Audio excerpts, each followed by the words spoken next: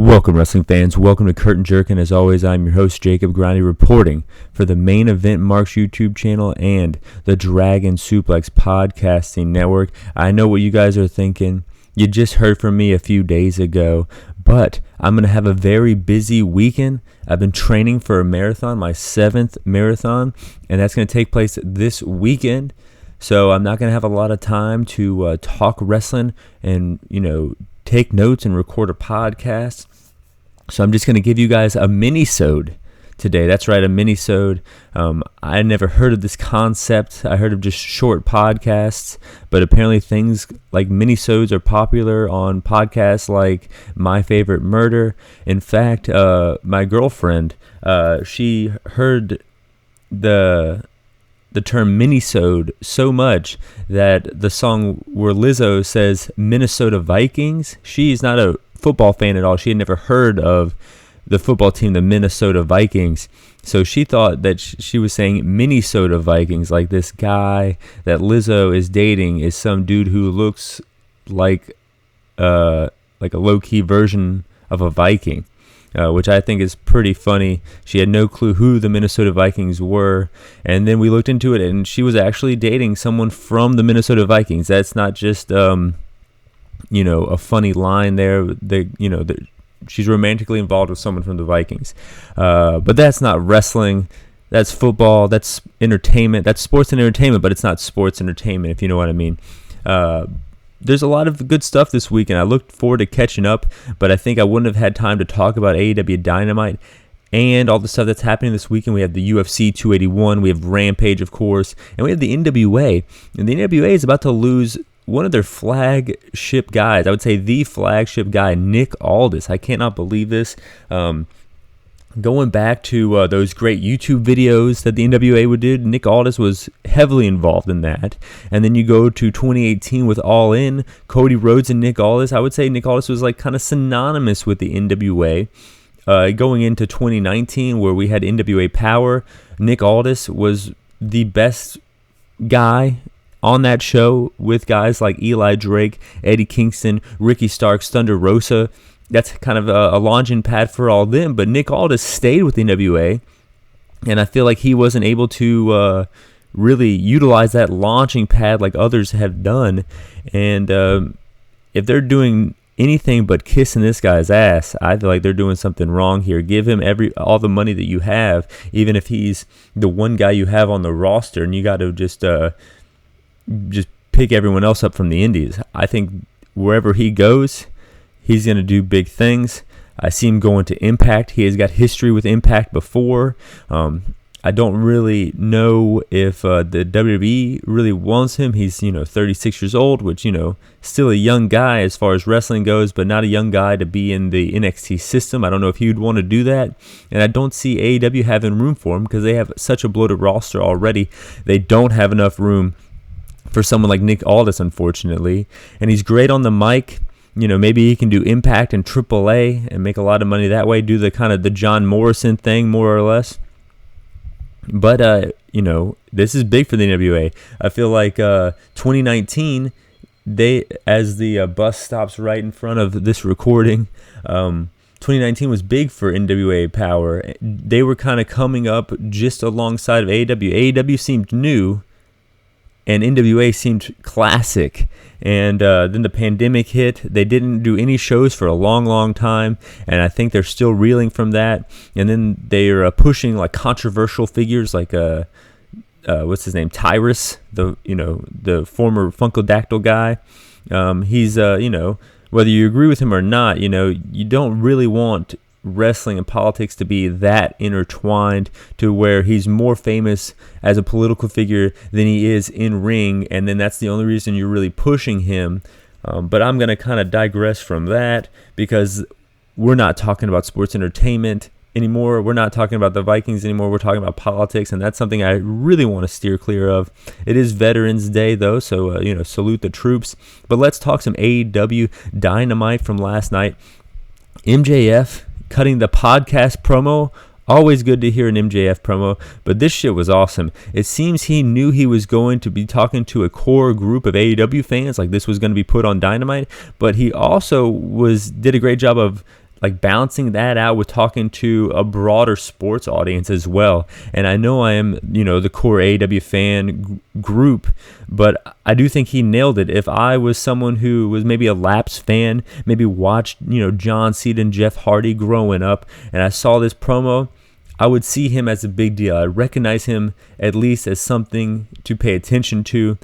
If not, hitting up my wrestling fan friend and asking, like, who is this MJF guy? Are you getting this Full Gear pay-per-view? It was cool to see 2.0, a.k.a. Everrise, a.k.a. Matt Menard, and Angelo Parker on the DraftKings commercial. Stokely Hathaway video package promo was good. I love the worst crime you can commit is dick riding without a license. Calling out MJF. Hilarious line. Rush and Andrade still going after 10. This is even worse than before. We know that Andrade punched Sammy Guevara in the back, so he was suspended for a little bit. But if you didn't know that, wouldn't you be really confused that the storyline just kind of took a halt for about a month? And during that month, it wasn't like they showcased Rush very much or the Dark Order or 10. They kind of just, we had nothing for you. This is what we're going to do for you. You couldn't have had any, 10 destroying some guys, or maybe the Dark Order was in some 6-man tag that I forgot about. But this is ridiculous. You could have had at least Rush out there a little more. I know he's in the Eliminator tournament, but this just shows you that this is an overbloated roster. Just like I said, like Nick Aldis shouldn't be coming into this shit. He's gonna want to go somewhere where he's showcased. And I mean, it looks like people are talking about Matt Cardona going to the WWE, and if he does that, there's a big spot for, I think, Nick Aldis to fill in Impact, and then everyone's happy here. If all these rumors are true and these moving pieces move exactly like that, I think that the wrestling world will be better for it, and everyone's making money. Britt Baker and Saraya face-to-face. Renee Paquette booked this, set it up, but then it's Tony Schiavone out there this week. And pretty much it was set up, with the line, unfortunately for Britt, Saraya can wrestle again. I really like that. She's cleared, and then she whooped Britt Baker's ass. She said that she wrestled in the Tokyo Dome. I looked into that. I cannot confirm that, but, it's a final line. Drop it in there. Say you wrestled in the Tokyo Dome, which means you just wrestled in Japan. Maybe she's confusing Corrigan Hall, but yeah, I was looking into it, and she has wrestled a lot of places. She was in Norwegian wrestling federations, French wrestling federations, German wrestling federations, and this must have been when she was a teenager, just traveling Europe. It's crazy life she's lived. She said she got hit by a car and wrestled the same day. Jesus Christ! It seemed like they didn't know what to do with Saraya since she came back. She hasn't had even a match yet, and she's already feeling a little stale. But this promo kind of helped me kind of realize that she's awesome, and it's looking forward to a match with her in it at Full Gear. Hopefully she doesn't kind of get lost in the card, because I feel like her whole tenure in AEW so far is just kind of getting lost. Sanjay and Lethal paying Cole Carter for dressing up like Sting. This was a little confusing. I thought he joined the group last week, because Jarrett joined the group. I thought they were setting up for a faction, but no, they paid him off to join the factory. Anytime they do this in AEW, it's kind of confusing. Like MJF will hire the Gun Club, and the Andrade Hardy group will hire people out and stuff like that. It's just kind of confusing. There's already enough factions going on. Just keep everyone to their factions, and you could have just had Jarrett dress up as Sting or some shit like that. But he's still in the factory, and Lee Johnson wasn't in the factory, but now joined the factory. I don't know when that happened, but Best Friends kind of saved this segment because it was just kind of floundering. I didn't know what the hell was going on, but then Orange Cassidy just kind of interrupts QT Marshall's big speech when he's challenging for the title. He just kind of agrees to it, which I thought that was cool, because we already knew where he was going with it. We don't need to hear a big wrestling promo every time. And I think, Orange Cassidy is kind of calling that out, calling that idiosyncrasy out with just agreeing to it, cutting him off. And then Jay Lethal kind of had the same thing happen. He was doing a big speech, and then Trent, he was like, "What do you want to do about it, Trent?" And he goes, I'll fight you. And then boom, they have a match booked. I thought that was pretty good. Jeff Jarrett promo after that match, which we'll get to when we rank every single match from worst to first, was great. I mean, a lot of talk about how no one wants Jarrett in AEW, but, he comes out and smacks Darby Allin with a chair, having him just bleed all over the place was crazy. They said it got over 1 million views on YouTube. And people were asking, why is the last Outlaw in AEW? And then he cuts this great promo, kind of putting over Satnam Singh, saying he's not a fake giant, wearing red skinny jeans produced by a banana nose something, obviously calling out Braun Strowman and obviously calling out Triple H. I mean, a lot of people take shots at Vince. Not a lot of people have been taking shots at Triple H, and, theoretically, he's the most powerful man in wrestling.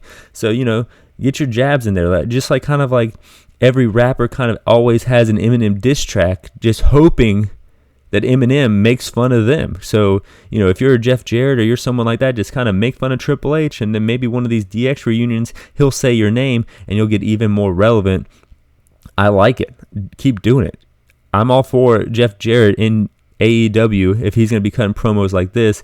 I think Jeff Jarrett's AEW run so far was better than his GCW run so far, and it's weird that I'm comparing someone like Jeff Jarrett going from AEW to GCW like this. Jungle Boy promo, he gets a lot of shit on Twitter for being a bad promo, but I didn't think this was bad. Moxley in-ring promo about MJF. Too much respect going on here for MJF. I want to see a little less respect from Moxley. This is a world title program. I think that's kind of setting up maybe a Regal heel turn, or maybe something that MJF kind of leans back into going full heel. Because the greatest trick a devil ever pulled is making you think he didn't exist. The famous line from MJF, and I think he's kind of doing that right now.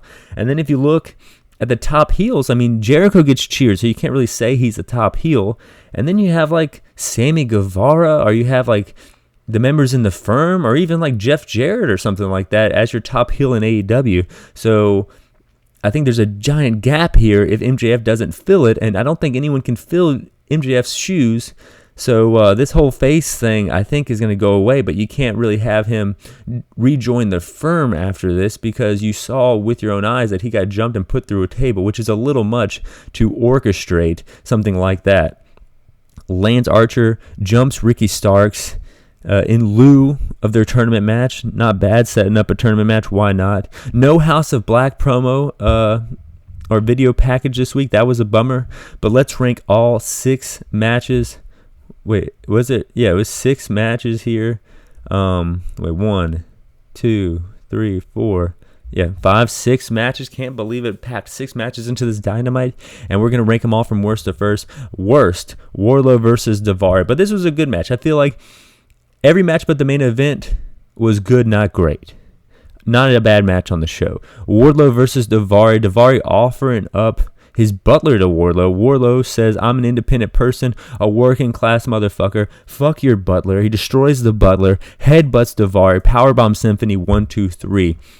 Number 5 out of 6, Sky Blue versus Toni Storm.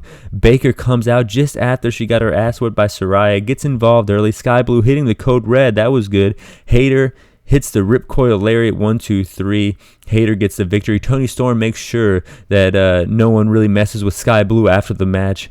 Out there as interim champion. Number 4 out of 6, Trent Beretta versus Jay Lethal. This match was logical, crazy, and a lot of fun to watch. Lethal attacks before the bell, going after Trent's leg the entire match. Singh and Sanjay out there, Best Friends and Danhausen out there.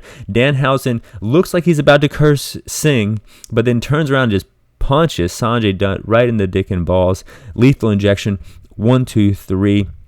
Jay Lethal gets the victory. This was heavily booked, but a lot of fun, just like I said. And then Jarrett comes out and cuts that crazy promo after the match.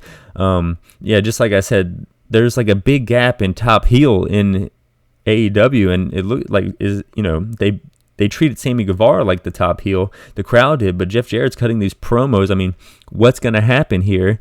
This needs to be filled. I also forgot to talk about Hobbs coming out after Wardlow called him out after his match, and then it was Samoa Joe that attacked Wardlow after the match from behind, and Hobbs like, I'll whoop your ass too, Joe. So we got Joe, Wardlow, Hobbs, all in this kind of heavyweight title grouping here.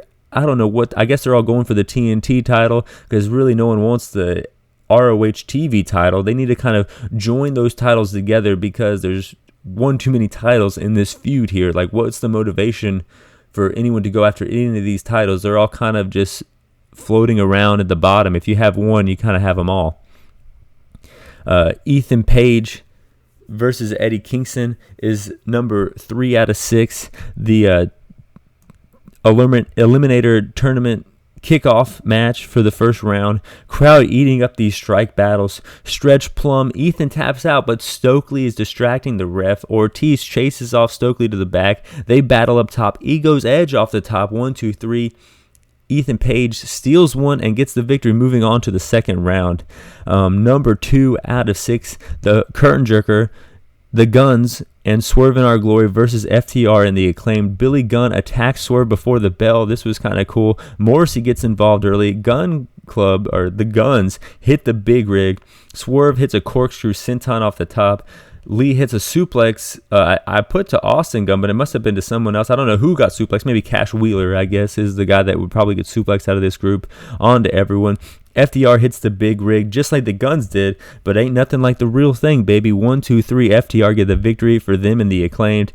And they just went by the Guns here. Not the Gun Club, not the Ass Boys, but the third name for these guys here, the Guns.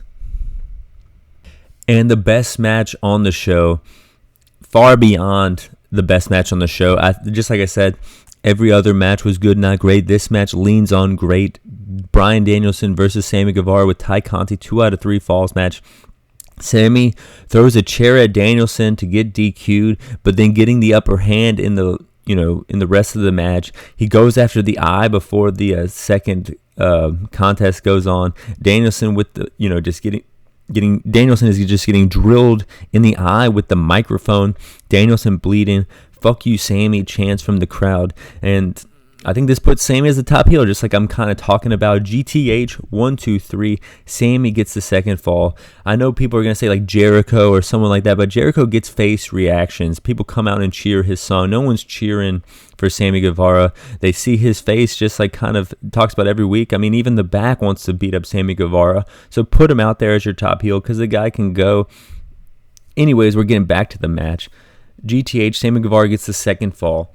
Danielson misses the flying headbutt. Crossface locked in by Sammy. Danielson gets to the ropes. Danielson catches Sammy, flying out of the air with a knee. Ty gets kicked out. Sammy hits a shooting star off the top to the floor. You still suck, chance. Kind of admitting like that was cool, but we still don't like you, man. Then Sammy locks in the walls of Jericho, then wrenches back into the Lion Tamer. Danielson gets the rope. Senton from Sammy. Danielson gets his knees up, locks in the label lock, clobbering blows, clobbering elbows to Sammy's head, then wrenches back even more, locking in both arms. Sammy goes out. Danielson wins. Man, this was a great match. Well booked here. Anytime Danielson or Chris Jericho wrestles in AEW, it's the best match on the show. And then you're looking at Full Gear, and you're seeing Danielson and Jericho in the same match again with Claudio and Sammy Guevara. That match is going to steal the show. That match will be the best match on the show. I'm saying here, I don't care if the Elite come back. I don't care about Moxley and MJF. I don't care about Saraya and Britt Baker. I don't care about Tony Storm and Jamie Hayter. All those matches are going to fail in comparison to how good that four-way is going to be. Maybe you get Joe, Hobbs, and Wardlow in a triple threat match. All of these triple threats and four-way matches kind of do point out that this is a bloated roster, but they're going to be great matches at the end of the day, just like I'm going to have a great weekend at the end of the day, and I hope you guys have a great weekend. AEW Dynamite, fun show to watch. NWA screwing up because they're not hiring Nick Aldis. The Minnesota Vikings are a football team. She wasn't talking about dating someone that looked like a Viking, and you heard it all here first, guys. Fly high. I'm out.